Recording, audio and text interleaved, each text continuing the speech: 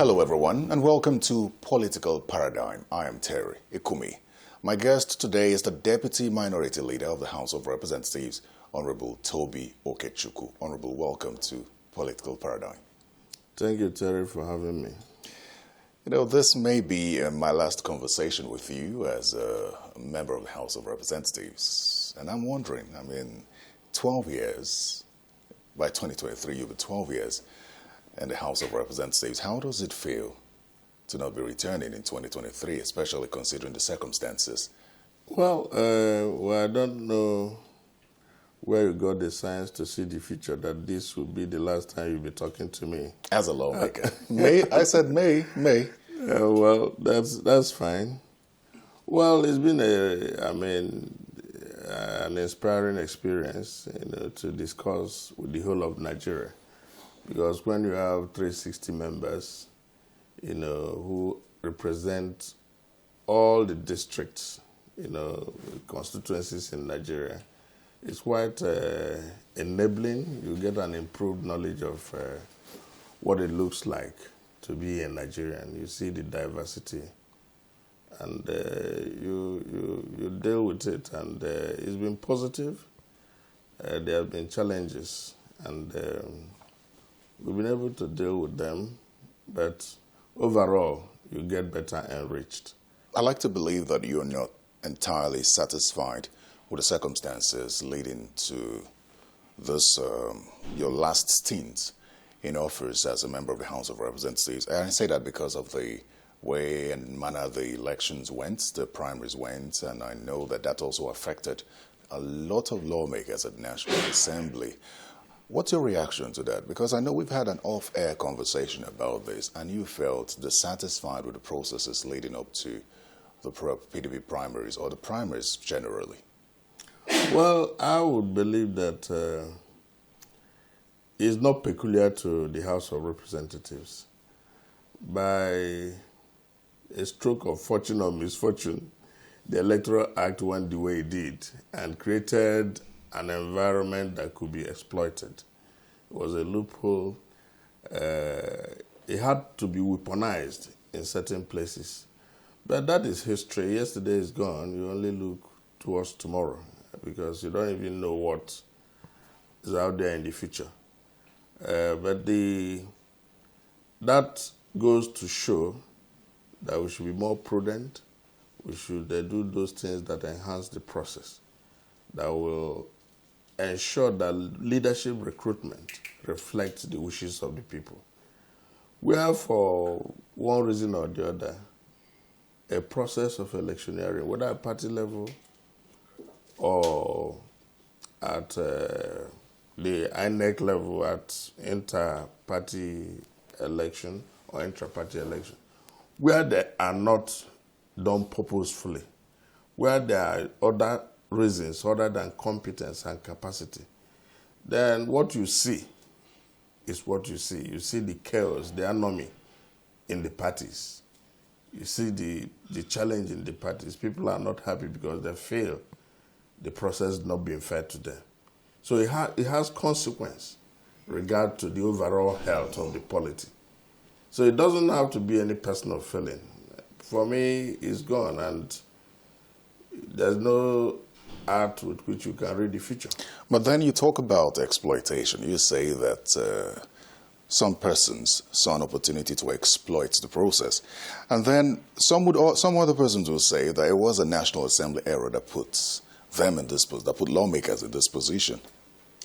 Well, for some of us who originally disagreed with any need for amendment, because the version of the act, which we intended to make, had always read the same thing. But you don't show a goat there is yam in the barn.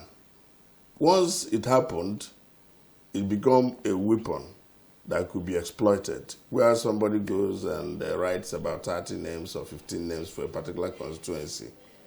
And they don't have to be even regular politicians that you can need or knowledge-based politicians you can lobby as delegates. So you just tell them what to do and they just go and do something different. If it had been as per the enlightened, educated, whether formal or informal delegates who are educated in the process of being party officials. They will know how the mechanism works. They would have been knowledgeable about what is happening. But when you get have an undefined ad hoc arrangement, it injures the process. So it's not dependent on the number of candidates or delegates. It was more about how enlightened the delegates were. No, it's dependent on number of delegates as per wards. Each ward produces 3 delegates. So if you have 11 wards, you produce you have 33 people. If you have 10 wards, there are some places you have 10 wards or 7 wards. So you're dealing with some constituencies at the state level have only 5 or 6 wards. So you're just dealing with a few people. But you see, the idea of the ad hoc, the jurisprudence of the ad hoc is to dilute any tyranny from people who are statutory delegates. And in the same way, it is also to dilute this arbitrary action where you pick any manner of people. So it is a marriage that should create some level of perfection. Where you do a one-sided approach, where it is completely ad hoc, it presupposes that anybody who has access can weaponize it.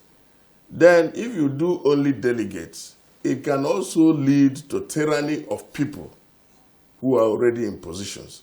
So a marriage of the two is meant to smoothen and make the process healthy or healthier so that everybody is part of. But beyond the politics of the selection process, let's look at representation. Does this take away from the representation or property level of representation for the people? Yeah, when the process of recruitment is compromised, of course, you may not get the quality of representation you want. When you are fairly visible, when members are visible,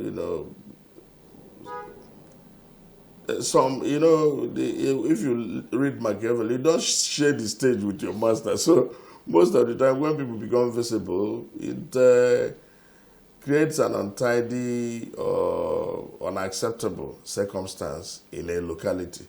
So ordinarily, people think that, if he goes again, he might be too strong, he might try to do this. It happens differently in so many places.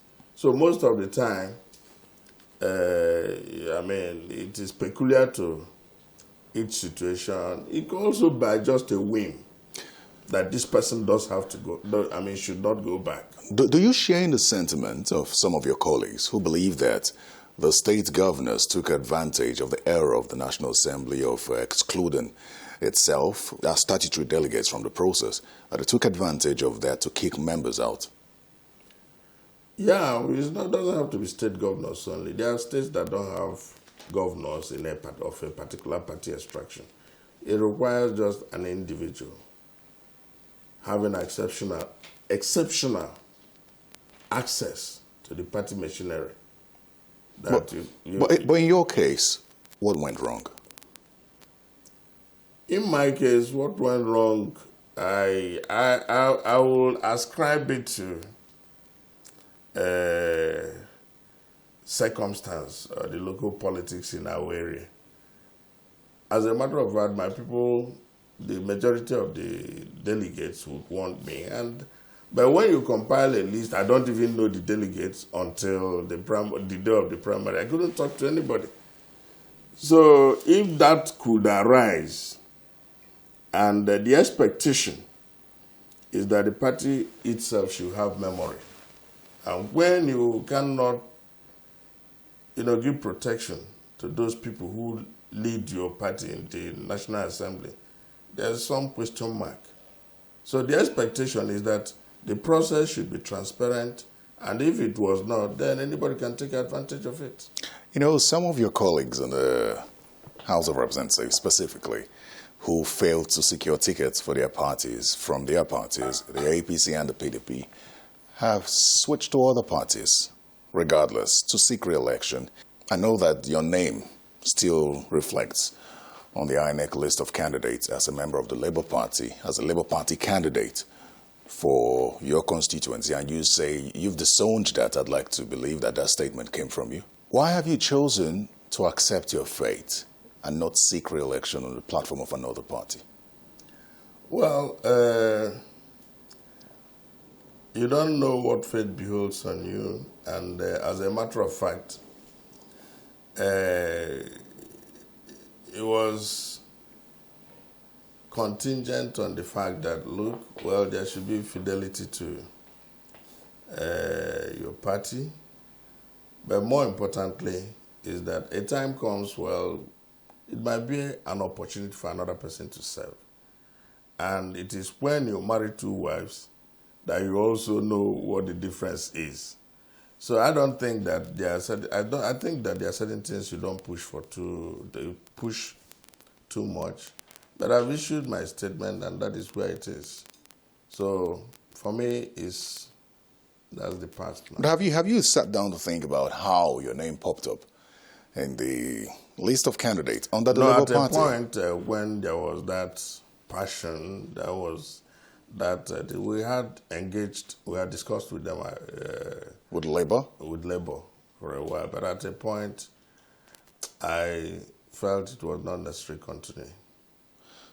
But what steps have you taken? There are concerns as to you may still get votes on that day. How does that affect the process? I mean, if your name appears there, you are a popular candidate. You're a popular candidate. You're a popular person in I'm sure you are not from my constituency. I'm not, but I mean, if you've spent 12 years at National Assembly, I'd like to think that you're popular enough within your constituency. So how do you know that I'm popular and I've not been brought back? Within your constituency, I like to think so. So my question is, have you taken steps to ensure that your name is... I don't have to take. The person who wants to run should take. So it's not within my brief anymore. Honorable, considering the fact that in 2023 we will have, statistically, based on the lists, over half of the members of the National Assembly not returning, what impact does this have on the legislature and probably governance in general? Well, one way or the other, you talk about institutional memory. It begins to have situations where new men begin to learn how to do things. It has always had, we've always had that experience where there is a turnover is quite huge. And it does not in any way help the process. You have members who stay for 30 years, they are just legislators all their lives. And at the blink of an eye, they'll tell you what the processes are. But each time you have to learn new ways of doing things, well, it could be helpful, satisfy you emotionally that the new person has gone from here or from another place. But in terms of the institution improving, in terms of the capacity to do things, there is some kind of loss you experience there. But it's a growing democracy, and we will continue to improve. Let's talk about Enugu politics now. I mean, we're approaching another election. And it would seem that Enugu State, which has always been a PDP state, may not end up in the hands of the PDP in 2023. And that's because of some of the cuts in the ranks of the PDP, and that has seen one member move to the Labour Party.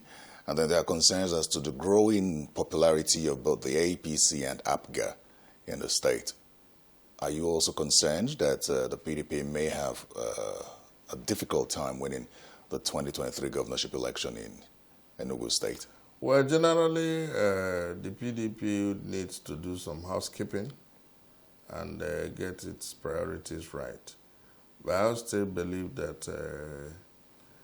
PDP is in a good state in Enugu. Some of the powers or some of the improvements in the influence of other parties actually is a matter of the aftermath of the primaries, of the elections. And those were the things that led to those people feeling sufficiently angry to move over. And of course, if you live where you were and then move next level 4, of course, you carry your followers and you still go and peddle your influence there. So, but I think PDP is in good state, and the candidate, the gubernatorial candidate he's saying something. I believe that if you know something, you say something, because those becomes the benchmarks. Those becomes our checklist in trying to see whether you have brought an improvement, whether you have left us improved our situation. But a situation where you take things for granted, or the party is dominant, and you come without any program, you can't hold somebody responsible.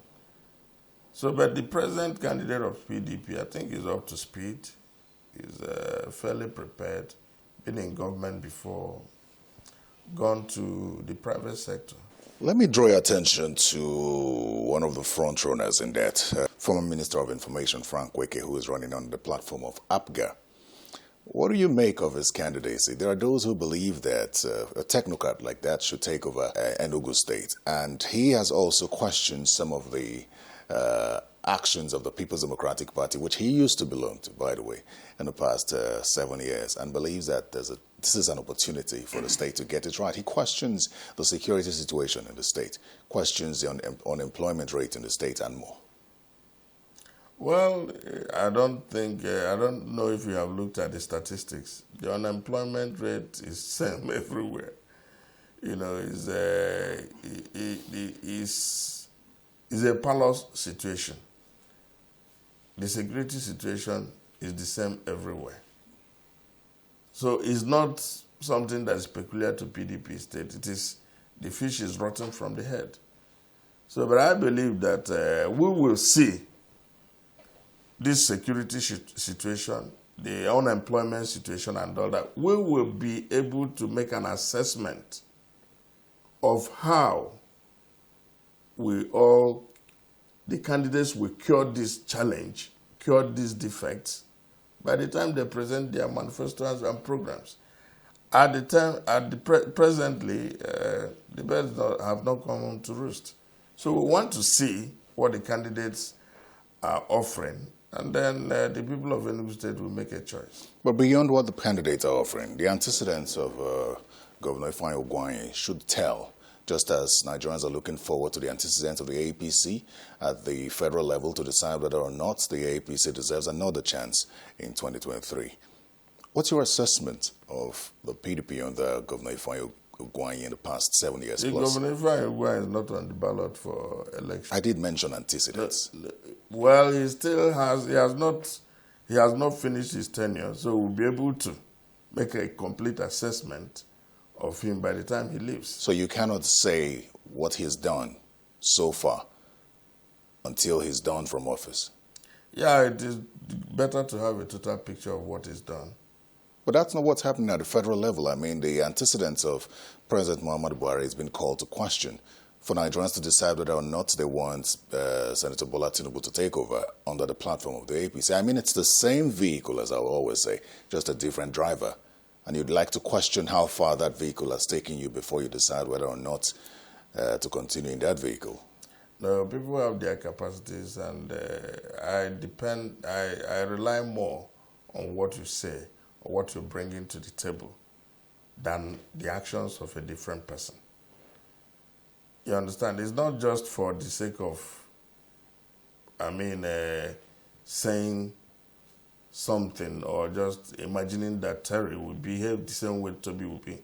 What I bring to the table might be different. My approach might be different.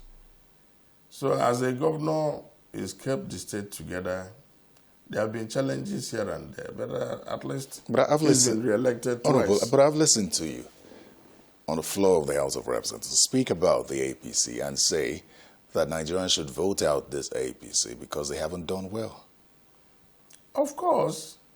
That doesn't apply to Enugu State? No, I don't have to make a judgment of Ugwuanyi in comparison with the incoming. With the incoming. in terms of using that as a basis.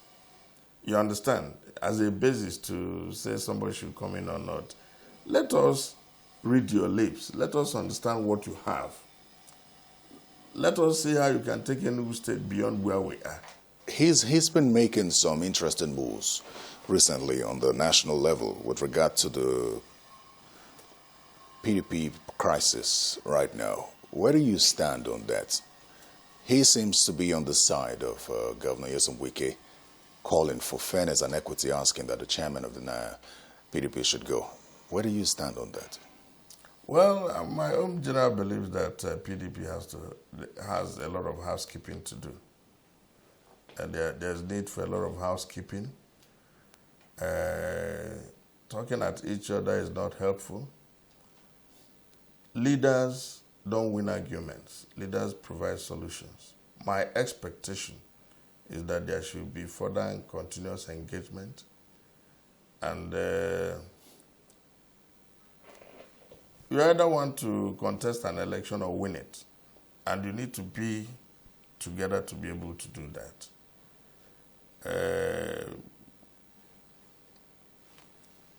Our experience in 2015 is not palatable. So I think that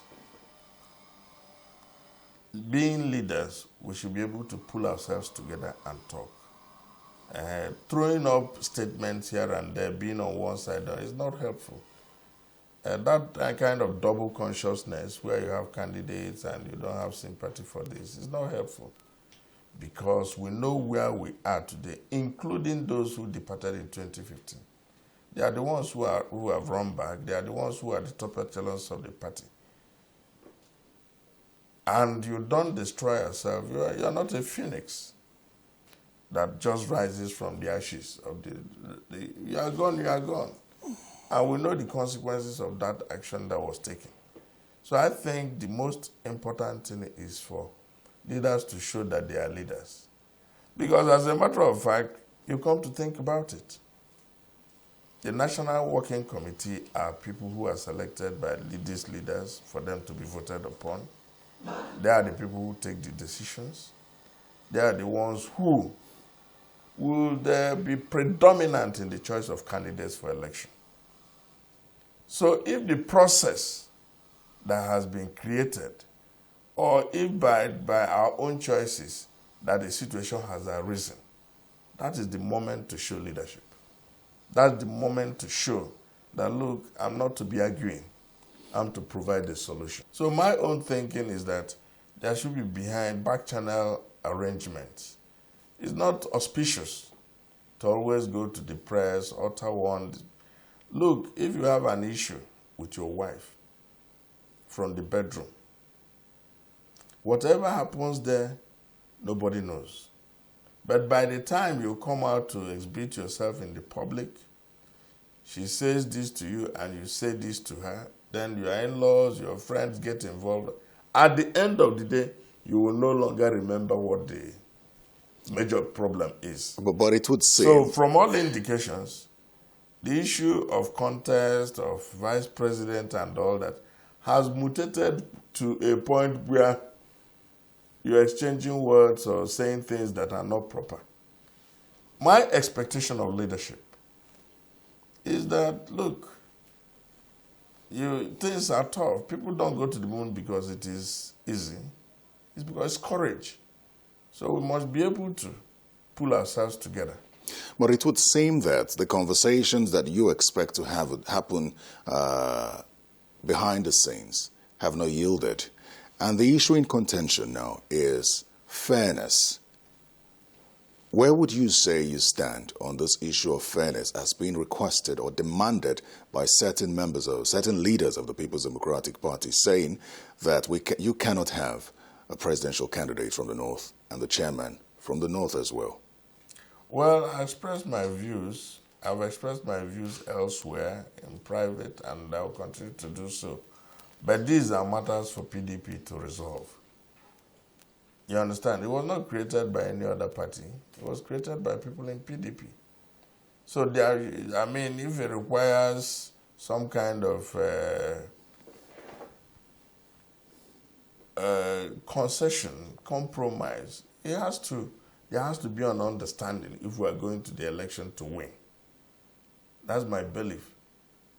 Because no matter the circumstance or the constitution of the campaign or NWC, if you don't win at the election, I mean, you lick your wound and you lick the heart, the wound of the heart you have caused yourself, and you lick the wound of the election you have lost. There are those who believe that it's too late now, that the PDP may not be able to come back from this. Do you agree? Why not? When you have November, December, January, 4 months, what's the big deal? For how long have PDP been quarreling? Members of the campaign council have been selected from certain states without the input of the governors, and the governors are crying foul now. That's because it's not healthy. Once you settle your differences, you will be able to have candidates. What does it take to have? Or if you are not able to settle your differences, you should be able to understand your differences. As per Ahmadu Bello, you must be able to understand your differences. And once you understand, you now know the ones you can do, the ones you cannot do. But I do not like the idea of continuing to talk at each other. We should talk with each other. If this settlement doesn't happen before the elections, do you believe that the PDP will still win the presidential election? My expectation is that the PDP should win so that the nation returns to a healthy state. Yeah, we should help ourselves to win by making peace. Without peace, will the PDP win in 2023? Are you predicting there won't be peace? I'm asking, I'm tentatively putting that My question. My expectation is there will be peace. Unless you're insisting there won't be peace. But the reason why I ask that is that it doesn't look likely. But let me ask you this. You believe it doesn't look likely? It doesn't look likely. I mean, with 3 months to the elections, I mean, you find state governors. Hopefully we'll get there. Hopefully. You know, the magic comes when you're able to spring a surprise. Let me ask you this question. I spoke with a lawmaker from the Southeast who raised concerns about the growing popularity of the Labour Party, especially in the region. This lawmaker believes that, or fears that, if care is not taken, the 9th National Assembly would consist largely of Labour Party lawmakers from the Southeast. Do you have that fear as well? Well,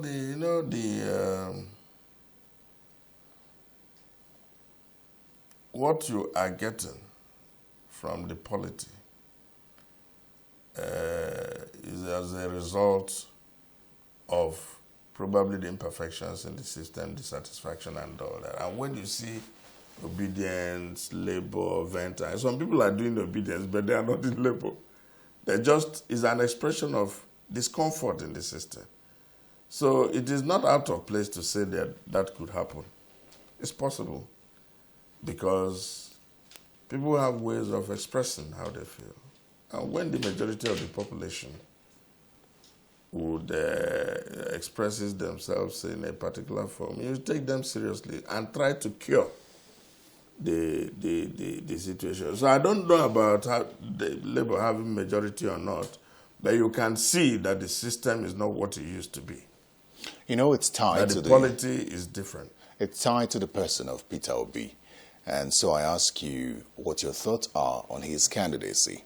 Now, I like to believe that if I had asked you this question earlier this year, say in January, you'd probably dismiss him as just one of the candidates. So, but I mean, months in, with the organic following that he's gathered now, what do you think about his candidacy emerging as a frontrunner for the 2023 presidential election?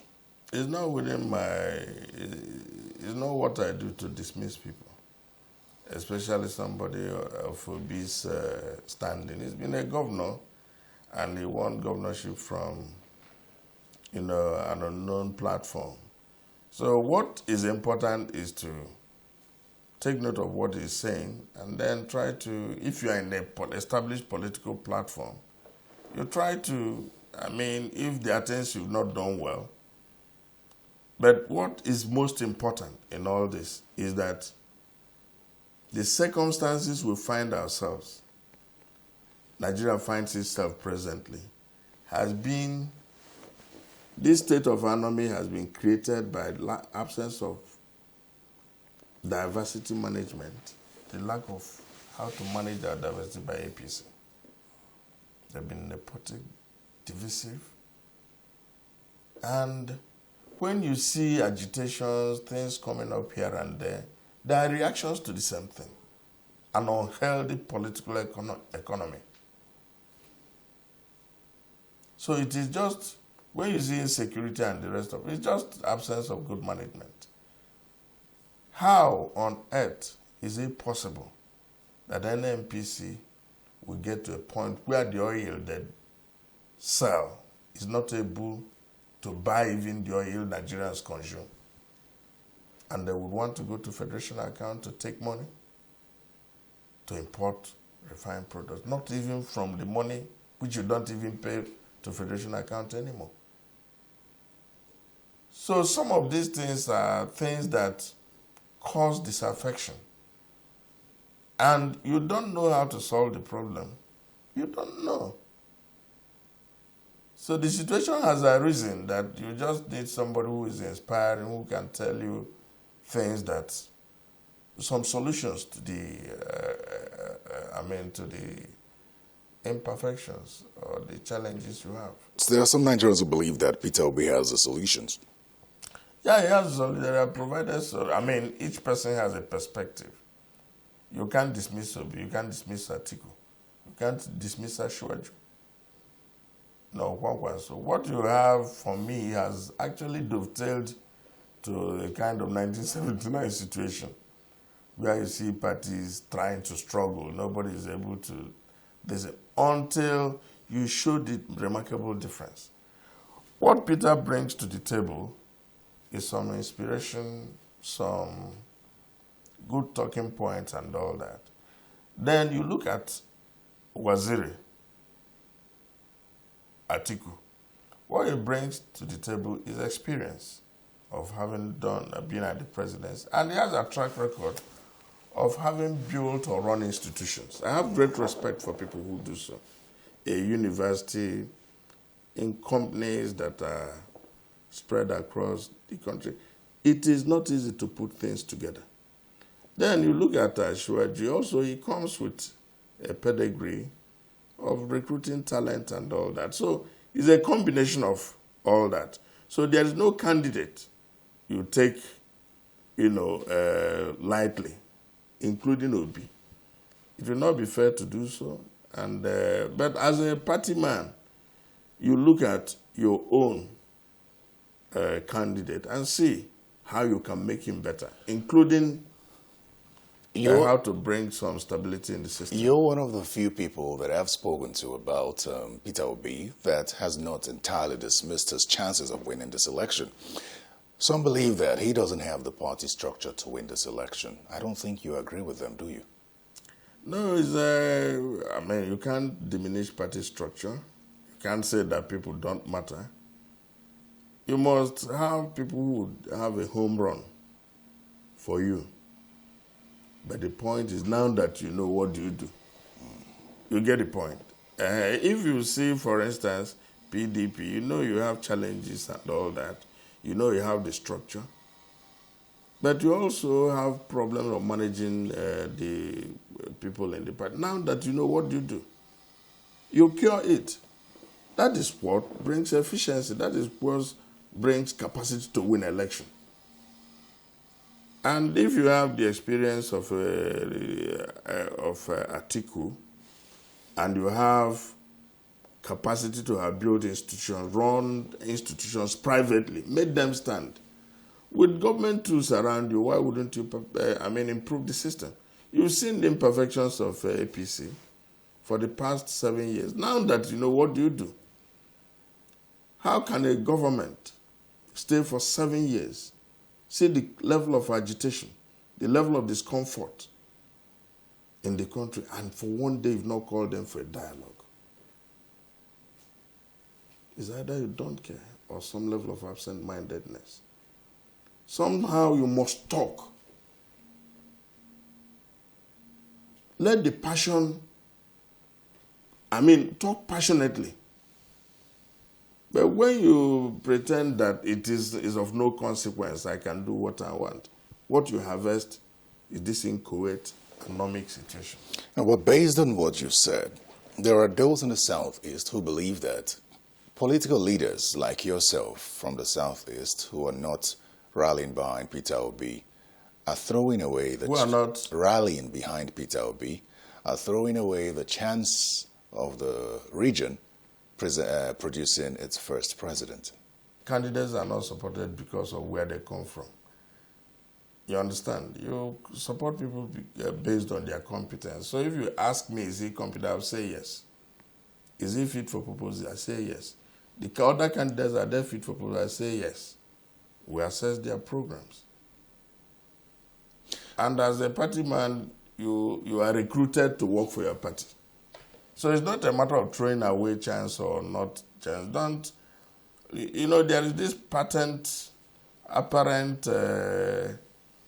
ethnicity and sectionalism will bring to bear on our politics and questions. But then that exists in the PDP as well. I mean, there was a reason why the governors sat together and decided that they should zone to the south, because they felt like there should be some form of fairness and rotation. And then you have the people of the Southeast agitating for the opportunity to produce a president as well. So this is not my making.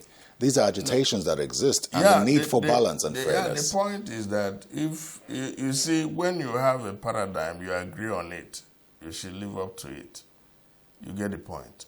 So if, for any reason, PDP agreed for zoning, and they agreed to zone, and they didn't do that. You understand? Or you say, okay, you dezone, and everybody from everywhere.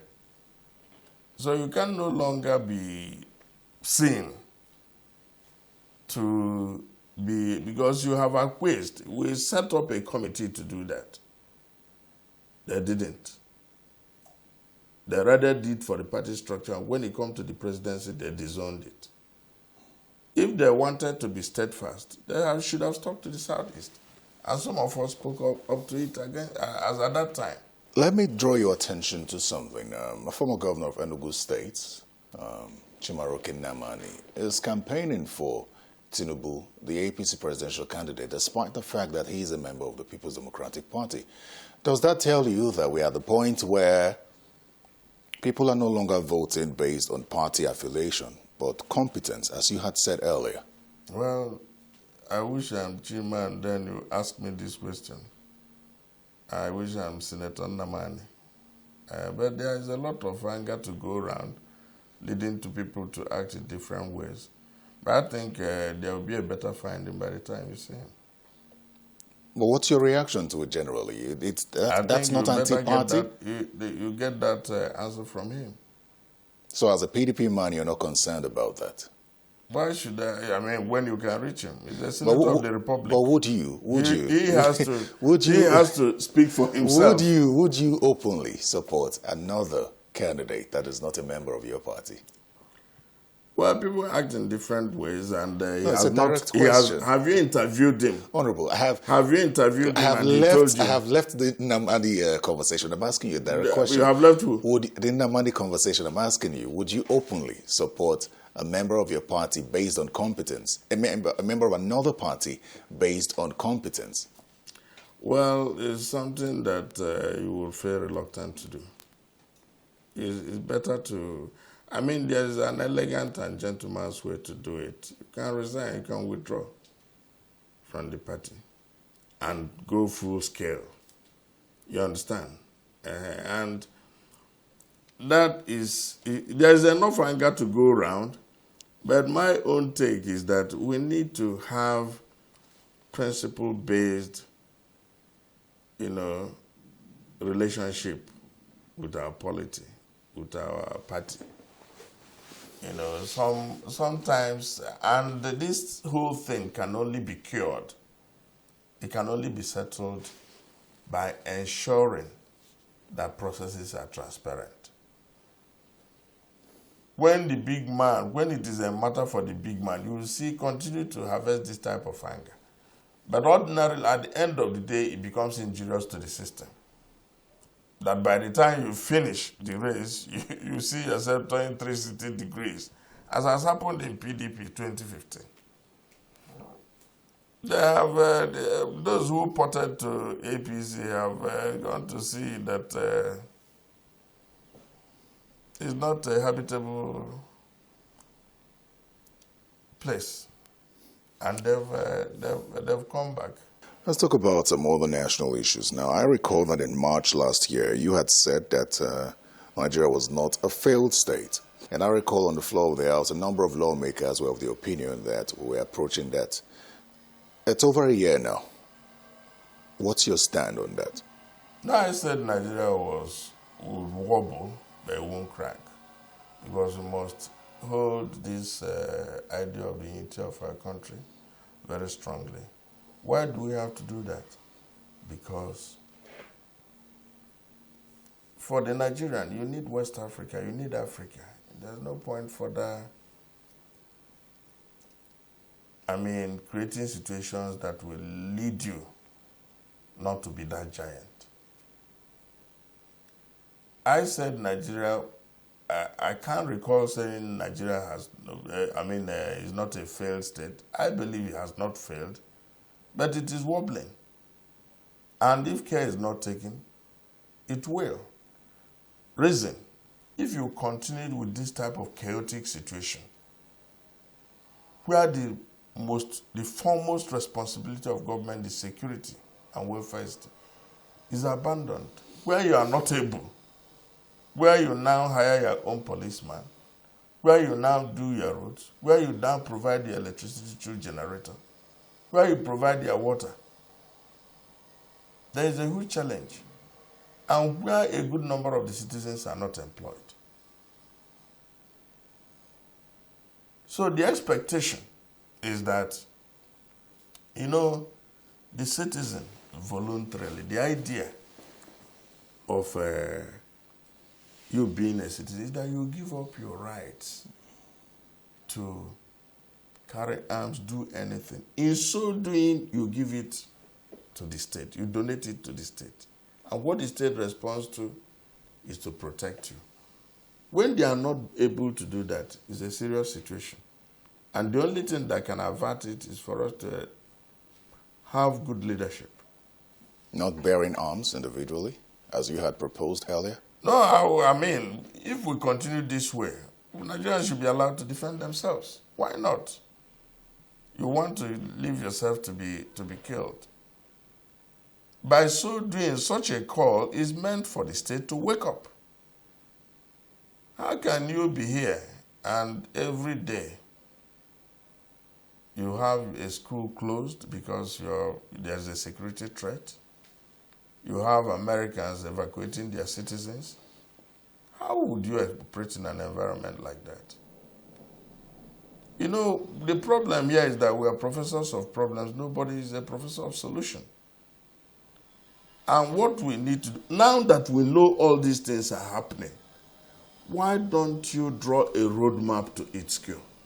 And that was why I told you, why is it impossible to discuss with people, to discuss our diversity, to discuss our situation? You can't solve all problems so much. Sometimes you find out that you've won an election, but you make sure you broaden the base and constitute a national unity government. People do it. And that is quite distinct from a situation where not only you win, even within your party, you are also nepotic. It's dangerous. Listening to you speak about the security situation in the country would make a lot of Nigerians question the position of the National Assembly. I say that because a couple of months ago, the National Assembly gave the president an ultimatum. A couple of weeks later, the Senate passed a vote of confidence on the security heads and the security agencies, saying that the security situation has improved. Fast forward to today, do you think that it has improved? It's not improved dramatically until I'm able to go from Abuja to Kaduna without the way I used to. If I'm able to do that, I would say it has improved. In my state the other day, they kidnapped a former SSG. And they also some students who are going back to university. How can I say it has improved? There were efforts at like maybe in securing those people who were the trained kidnapped victims. Then there were also the issue of, in one or two instances of, a hot chase or bombing of the bandits. But that is not all. There must be a generic solution to it. So for me, the effort is being made, but it's not sufficient for us to get to our comfort level prior to 2015. And do you fear, like many, that despite the fact that the president has said that the security situation would improve before the elections, do you fear that it may not improve? Well, the taste of the pudding is in the eating. So let us see it manifest. Not this scare, efforts, threats here and there. And if you are not able to secure Abuja, where else can you secure? So our expectation is that the president will walk the talk. And we have no reason to believe he shouldn't be able to do that, because this is an army general, retired from the army, and he's the commander-in-chief now. An improved commanding situation, where he has a helicopter view of the entire situation. So he will know what to do. Away from security, there's something else that's affecting the country right now. At least 33 states are experiencing flooding. And there are concerns as to why the federal government has not declared a state of emergency on flooding.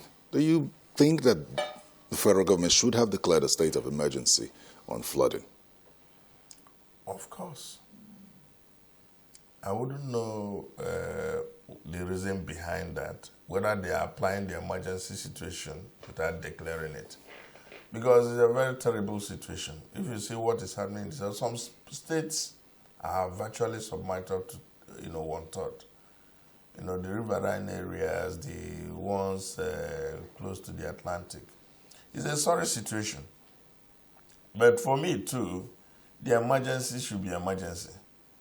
You understand? There's the combined effect of the states and the federal government should be able to deal with such situations. And then there should also be medium-term to long-term approach. Well, these are not things that you do fire brigade. If you have no capacity to declare emergency, you cannot declare emergency. You think the federal government doesn't have the capacity to declare a state of emergency?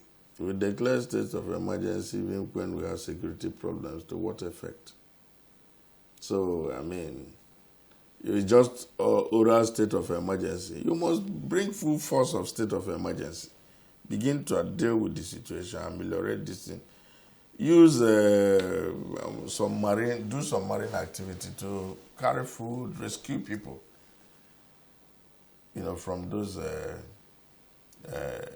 from such a parlor state. Is that a federal government concern, or where do states come in? It's a combined effort. It doesn't. It's not something. It's even your own personal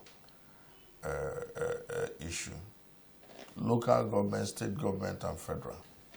It should be a team effort. You should understand what happens when hurricanes happen in America. The mayor comes out, the state governor comes out. When it is aggravated, the federal comes in with emergency relief measures, with ways to get back people to their homes, with temporary settlement and all that. So these are not partisan issues. These are things that has to be dealt with, because once you're president or governor, you are governor of everybody, you are president of everybody. So you need to deal with the situation.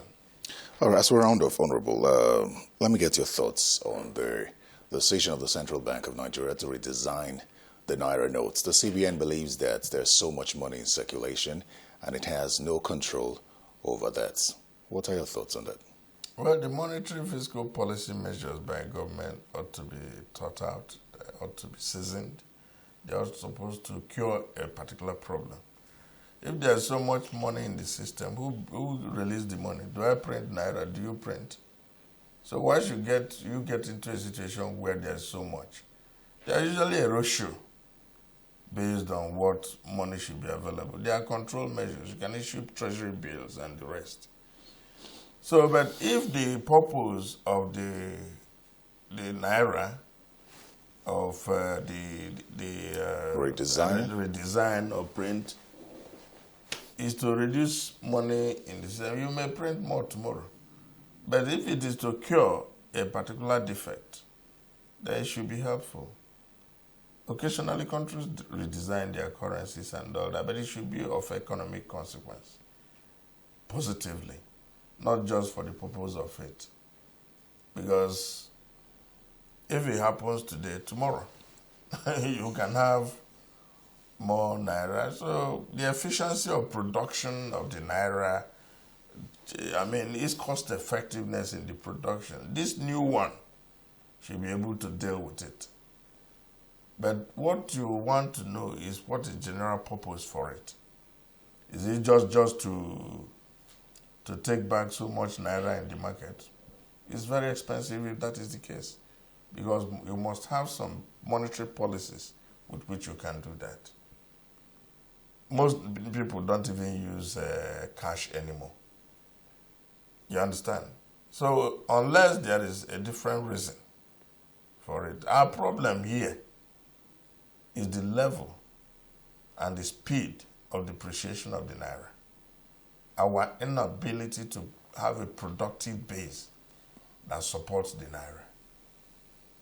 Our inability to earn foreign exchange that makes you nosedive from each week you have up to 5-10% depreciation of the naira. So I think that's a major reason. The problem is not the color and the design of the naira. I still like Nnamdi Azikiwe, Awolowo, and Murtala Mohammed. That is on the naira. Our problem is not how the naira looks. It is the productivity that backs up the naira. Just before we go, let me get your thoughts on the 2023 general elections, your expectations and concerns. And also, I'd like you to react to the calls for INEC to do away with the beavers, as well as the removal of the chairman himself. Anybody calling for removal of beavers or removal of somebody, unless there is any infraction by that individual, there isn't any prudence in doing so. We should not encourage creating chaos each time we want to do election. We have a lot of things to bother with. Not changing personnel, not changing method that you've seen work in states, and which we labored to bring up to speed as per law, as per the statute. And now you want to change. How do you change it? To do away with it, how? And for what reason? What mischief do you want to cure by removing it? Or what mischief do you want to cure by retaining it? Those are questions to know whether those people mean well for the Federation. We want this election to be transparent and to count. You believe it will? Hopefully, yes. Honorable Toby Okechukwu, thank you very much for your time. Thank you, sir. Well, that's Political Paradigm. Thank you very much as well for your time. Remember to catch this episode and more. Simply go to YouTube and search Political Paradigm or go to channelstv.com. I'm Terry Ikumi. Goodbye.